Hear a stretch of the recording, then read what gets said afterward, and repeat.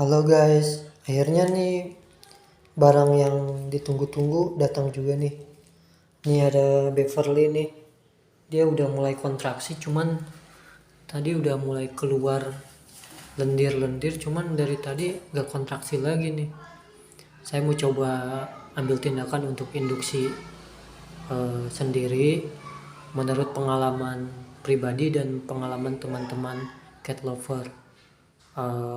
Nantikan video selanjutnya setelah saya induksi si Beverly ini, karena udah lewat dari tanggal yang sesuai jadwal lahirannya soalnya.